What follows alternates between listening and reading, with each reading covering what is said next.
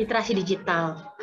Nah, mungkin kita secara umum sudah sering mendengar ya, makna literasi digital itu apa, gitu ya. Bahkan orang sudah sering menggunakan, namun kadang-kadang apakah konsep atau pemaknaan literasi digital itu sudah tepat atau tidak? Kita coba melihat dulu bagaimana sebuah media atau sebuah berita itu sampai ke kita. Ya, ada berita apapun itu, baik buruk berita itu sampai ke kita tuh gimana prosesnya. Mungkin bagi kita yang orang teknik pendidikan sudah umum atau orang komunikasi sudah mengetahui bagaimana sebuah pesan itu sampai ke kita. Nah, kita coba mengembangkan di sini untuk mendudukan konsep antara literasi media dan literasi digital. Kita akan lihat di sini. Oke, pertama peristiwa itu tampak oleh orang, lalu orang itu tanpa melakukan klarifikasi langsung aja tag video. Gitu. Lalu dengan video pendek yang dia buat, yang tampak oleh dia, lalu dikirim atau di-share-nya dan terbaca oleh orang yang memang hobinya membuat konten, dia lengkapilah video-video tadi atau capture-capture tadi dengan capture yang berupa foto ataupun video tambahan yang entah berhubungan atau tidak. Oleh si konten kreator tadi dimasak dalam berita yang menjadi sesuatu yang hangat tanpa klarifikasi dari sumber pertama yang terlihat. Sehingga media itu dikonsumsi. Semua membaca, semua mendengar, semua melihat melalui medium-medium, baik itu media, televisi, media massa di sini, maupun melalui media sosialnya. Dan itu berbagi. Nah, untuk share media sosial, memang perlu kecakapan literasi. Kenapa? Karena kecakapan literasi digital itu kuncinya adalah menjaga diri dan menjaga kehidupan sosial di media elektronik. Artinya di sini, di mana letak kesalahan dalam proses komunikasi di sini? Kesalahannya adalah di langkah awal. Seseorang yang mengambil video tidak mengkonfirmasi pada peristiwa tersebut. Siapa yang bertanggung jawab pada peristiwa itu? Siapa yang sebagai pelaku di peristiwa itu? Tidak dikonfirmasi. Sehingga dimasak menjadi sebuah konten dan akhirnya sampai ke kita. Dan kita dengan sukacita atau duka cita menerima pesan itu dan langsung membagi ke orang lain. Dan yang jadi masalah adalah karena kita yang membagi, maka secara data pribadi kita pun terdata di sana. WA nomor siapa sih ini share pertama kali oleh siapa, terbaca oleh siapa, itu semua tersimpan di cloud data.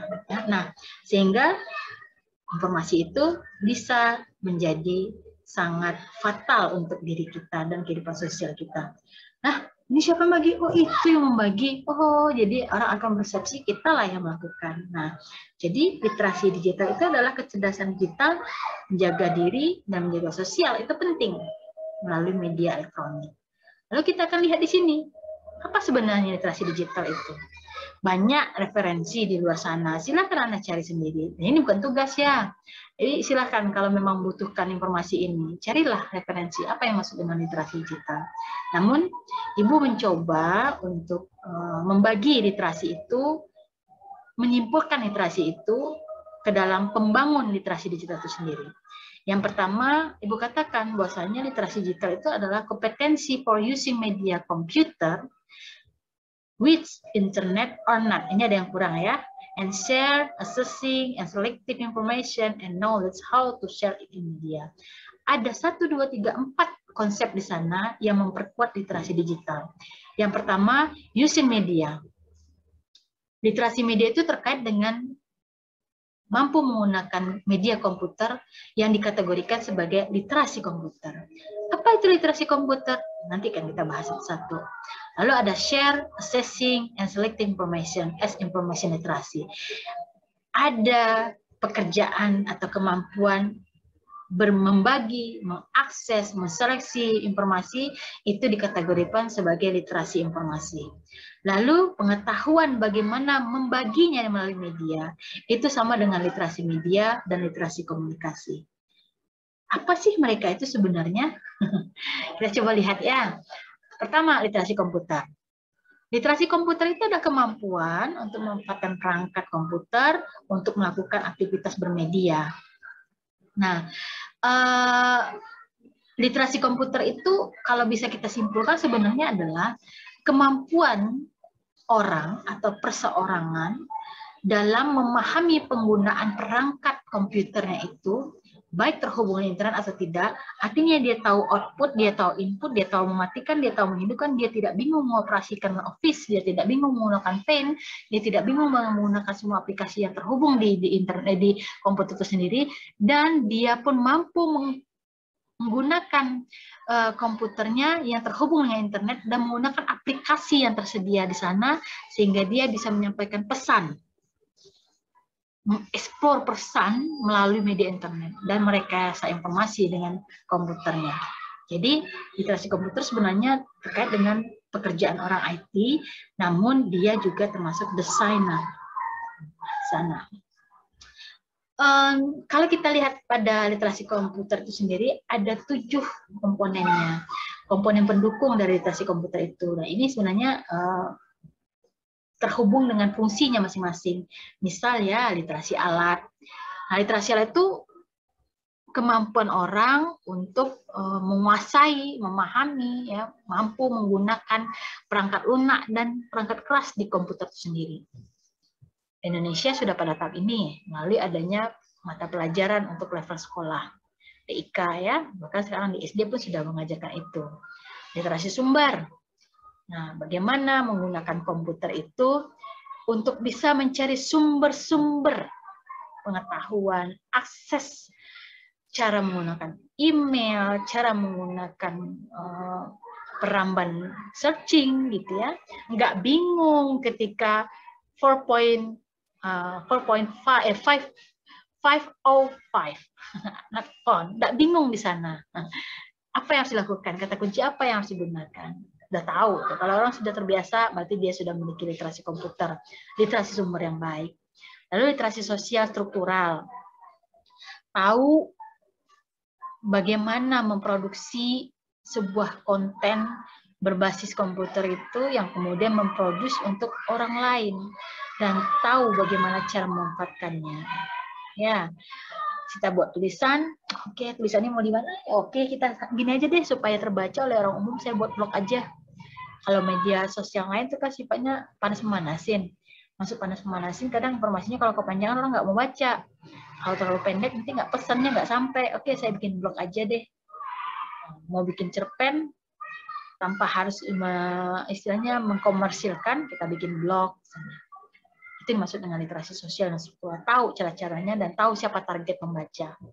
Literasi penelitian, perkembangan teknologi PC itu sendiri, komputer itu sendiri, dengan piranti perangkat lunaknya atau softwarenya itu banyak sekali sekarang menjadi bahan-bahan penelitian pengembangan, membuat media pembelajaran, membuat e-resource atau sumber belajar elektronik dan segala macamnya.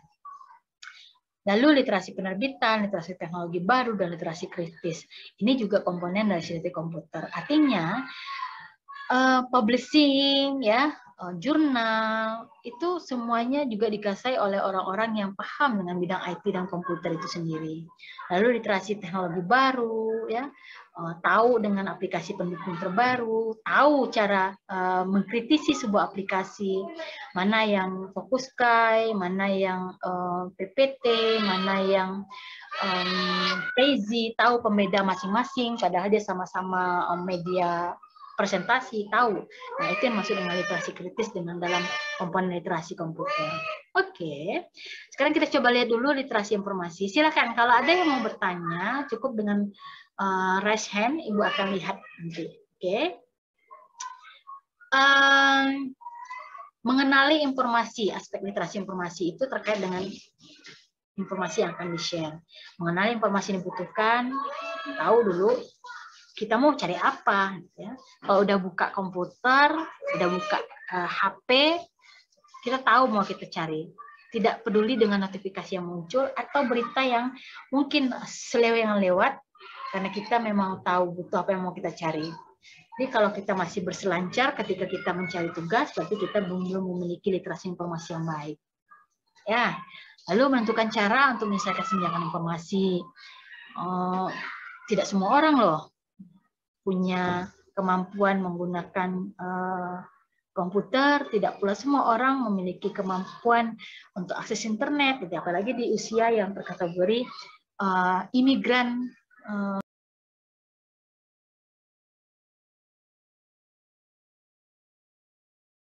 lalu memproduksi kembali dengan cara kita sendiri menyampaikan informasi. Sama seperti kita bergunjing lah ya. Nah, kita dengarkan berita di TV, set kita buka HP, sama beritanya. Lalu ini di blog lagi lain, lihat di berita, di koran, ada lagi, tapi kok versinya beda. Lalu, apakah kita akan menyampaikan, menurut di TV gini loh, menurut di HP kemarin saya baca gini, di koran gini, capek ya, nanti kita bikin sendiri. Nah, kita bikin dengan bahasa sendiri sehingga orang bisa memahami, oh masalahnya adalah gini. Nah, itu yang maksud dengan ringkas dan mencipta literasi informasi. Sekarang kita coba lihat lagi literasi pendukung digital itu sendiri. Yang ketiga adalah literasi komunikasi. Literasi komunikasi banyak pula referensi di luar sana, Nanda. Jadi boleh searching aja di internet gitu ya. Karena kita adalah terkategori digital native ya, Internet of Things everyday 24 jam, mungkin hanya 4 jam yang tidak bersentuhan dengan HP. Hebat ya. 24 jam hanya 4 jam yang tidak berhubungan dengan HP karena kita tidur. Bahkan makan pun dengan HP gitu ya, tidak butuh orang lain, tidak perlu pendamping di samping, cukup dengan HP. Nah, Winnipeg School Division dia mendeskripsikan literasi komunikasi itu sebagai kemampuan personal maupun kelompok dalam menyampaikan pesan atau berkomunikasi dengan menggunakan berbagai teknologi, baik itu perangkat lunak, cloud ya, basis data, nomor kerja atau alat gambar lainnya. Dalam konteks ini literasi komunikasi dia mendefinisikan bahwasanya menyampaikan berkomunikasi itu yang efektif itu tidak terkategori hanya pada media digital saja, tapi terkategori dalam teks, gambar ya, internet, basis data, bahkan elektronik dan komunikasi yang lain seperti radio, televisi dan sejenisnya. Dan literasi komunikasi ini juga bagian dari teknologi pendidikan. Lalu, apa sebenarnya yang dimaksud dengan literasi media? Nah, literasi media itu, kalau kita definisikan, banyak juga. Nah, seperti tadi Ibu ulangi lagi, silakan cari aja informasinya di internet. Tapi Ibu ngambil kutipan dari Livingstone saja. Ada 1, 2, 3, 4. Ada 4 pekerjaan yang harus dipenuhi dalam literasi media, yaitu mengakses, menganalisis, mengevaluasi, dan mengkomunikasikan. Semua yang nampak, semua yang terbaca, semua yang diterima melalui media. Dan kita mengkomunikasikannya melalui berbagai bentuk. Ini kata kuncinya. Berbagai bentuk. Berarti berbagai bentuk medium, berarti bisa saja literasi media ini terkategori televisi, radio, internet, ya kan, media sosial, banner, spanduk, reklame, dan segala macamnya. Nah, lalu sebenarnya apa yang membedakan literasi media digital seperti Ibu katakan di awal tadi? Ya, pembedanya kita coba lihat satu-satu dari tren penelitian literasi media dan digital itu sendiri. 15 tahun yang lalu sampai saat ini orang masih memiliki minat untuk meneliti tentang literasi media dan digital itu. Sehingga ada yang memisahkan antara literasi media dan literasi digital. Mereka katakan bahwasanya literasi media itu adalah media baru dan media masa umum. Media baru itu basisnya internet. Media masa umum itu seperti yang diceritakan tadi. Ada televisi, ada radio, ada buku, ya, ada e-modul yang basisnya internet. Lalu mereka katakan bahwasanya literasi digital itu adalah kompleksitas antara kemampuan menggunakan perangkat dan memproduksi pesan melalui media terbaru. Nah, ini konsep yang awal tadi Ibu ceritakan, bahwasanya literasi digital itu adalah satu kompleksitas kemampuan, bukan hanya menggunakan saja, tapi mampu memproduksi pesan dengan perangkat tadi, yang basisnya tentu internet. Lalu ada juga yang menggunakan istilah, menggabungkan dua istilah tadi. Tadi terpisah, sekarang menggabungkan menjadi literasi media digital. Itu adalah kemampuan berliterasi media digital, media baru. Artinya memproduksi media dengan basis digital. Atau memanfaatkan digitalisasi atau internet itu untuk sebagai medium penyampaian pesan. Sama aja istilahnya, cuman terbalik katanya. Lalu permasalahannya, bagaimana dengan tren teknologi pendidikan? Kita mau ngikut yang mana sih? mau literasi media atau digital, atau literasi digital. Kita tidak bisa memisahkan mereka karena mereka tidak berjarak. Tapi kita tidak bisa menggabungkan mereka karena mereka ada pembatas. Artinya begini, kita sebagai seorang teknolog pendidikan melihat bahwasanya literasi media adalah tugas kita. Bagaimana kita membuat sebuah media, basisnya apa saja, mau media visual, audio, maupun media inaktif, menurut Kerucut Del. Tapi kita harus tetap memikirkan keterbacaan media itu oleh orang.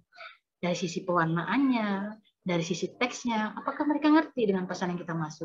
Nah, itu dimaksud dengan literasi media.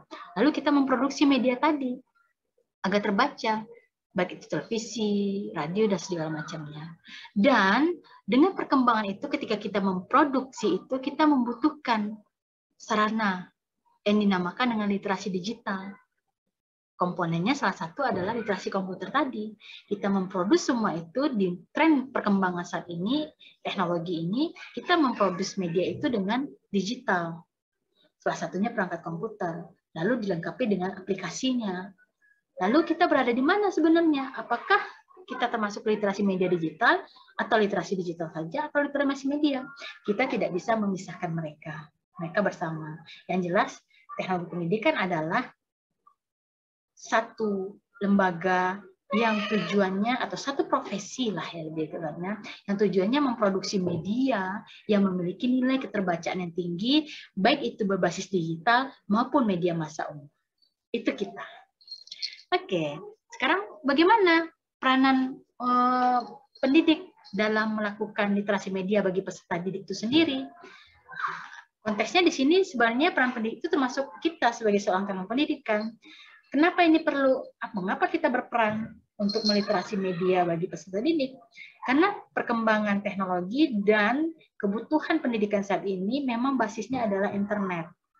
Lalu bagaimana caranya? Maka kita perlu dengan cara memberikan tentang namanya etika dalam berliterasi media. Ada 1, 2, 3, 4 ya, sorry terlewat. Ada 4. Last view.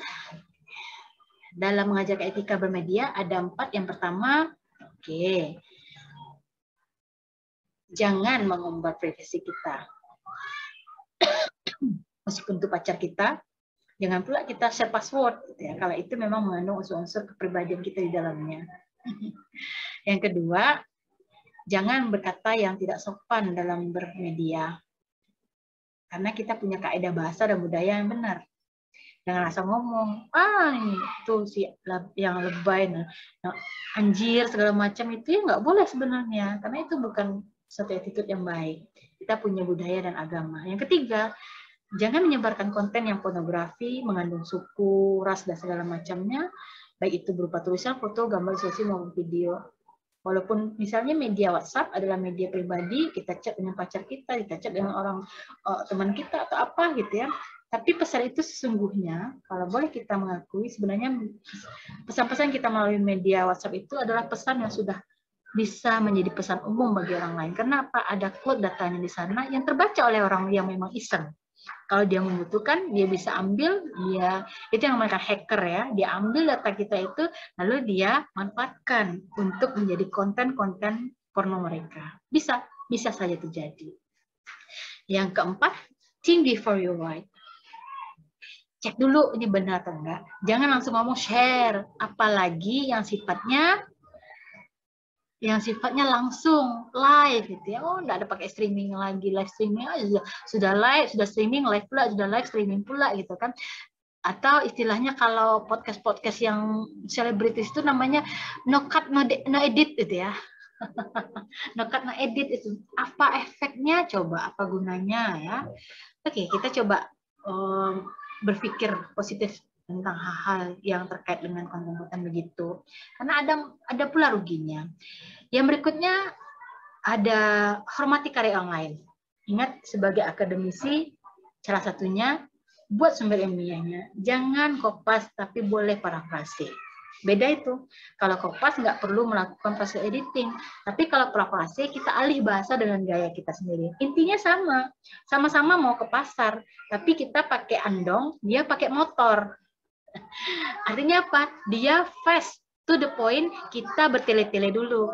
Boleh nggak? Boleh aja, sah-sah aja kalau orangnya mau baca, kan gitu istilahnya. Yang berikutnya, sebaiknya mengomentari sesuatu hal, topik, dan masalah dengan memahami dulu. Artinya kita pahami secara penuh dulu, baru merespon dengan apa yang muncul. Jangan menggunakan nama samaran. Anonim itu berarti kita sudah membohongi diri dan membohongi orang lain.